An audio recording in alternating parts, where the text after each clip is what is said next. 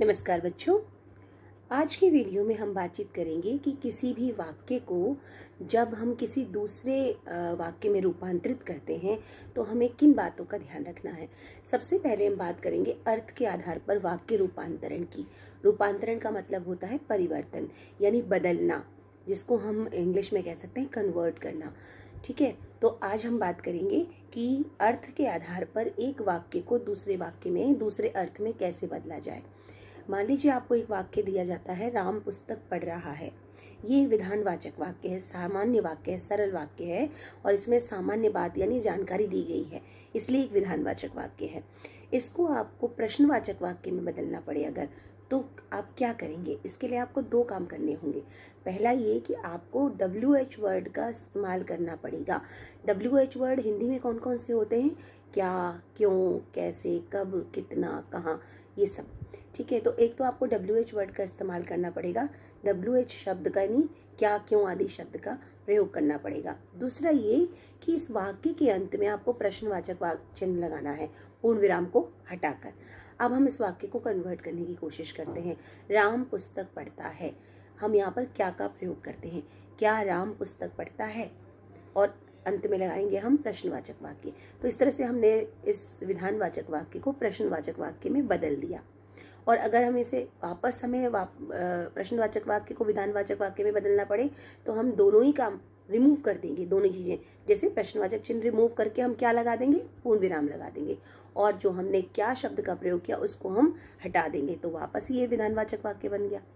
अब अगर हमें इस विधानवाचक वाक्य को राम पुस्तक पढ़ता है, इसको अगर हमें नहीं यानी नकारात्मक यानी निषेधवाचक वाक्य बनाना पड़े, निषेधवाचक का मतलब हुआ नेगेटिव सेंटेंस, तो हम क्या करेंगे?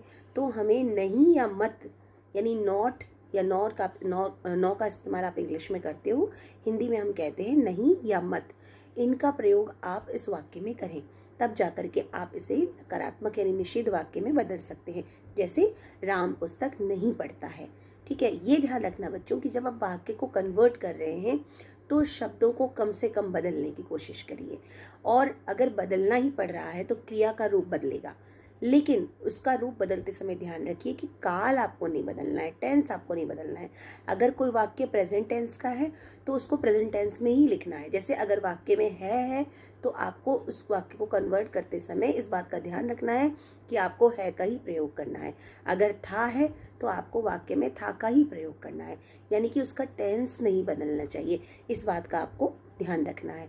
अब हम इसी वाक्य को अगर संदेहवाचक वाक्य में बदलना चाहे तो कैसे बदलेंगे? संदेहवाचक वाक्य में बदलने के लिए हमें फिर दो काम करने पड़ेंगे। एक तो हमें शायद या संभवतः शब्द का इस्तेमाल करना पड़ेगा वाक्य के शुरू में, और जैसे ही हम इस वाक्य में शायद या संभवतः लगाते हैं तो क्रिया का रूप अपने आप ही बदल जाएगा। कैसे बदलेगा? देखिए, राम पुस्तक पढ़ता है। जब हम इसको संदेहवाचक में बदलते हैं तो हम लिखेंगे शायद राम पुस्तक, अब पढ़ता है नहीं लिखेंगे, क्योंकि अगर हमने है लिख दिया तो हमने कंफर्म कर दिया, और जब हमने कंफर्म कर दिया तो फिर डाउट कहाँ रहा, संदेह कहाँ रहा? तो संदेह का मतलब है कि वो कंफर्मेशन नहीं देनी है आपको, तो आप क्या करेंगे? उस क्रिया के रूप को आप कैसे बदलेंगे? शायद राम पुस्तक पढ़ता हो।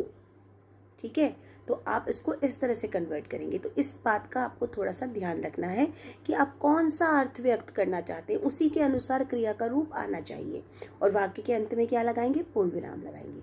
अगर आपको इसी वाक्य को विस्मयादि बोधक में बदलना हो तो आप क्या करेंगे?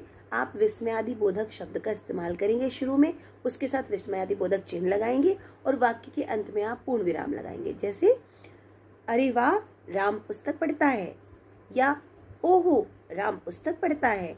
तो इस तरह से आप उस शब्द के साथ विस्मयादि बोधक का चिन्ह लगा करके उस वाक्य को कन्वर्ट कर सकते हैं।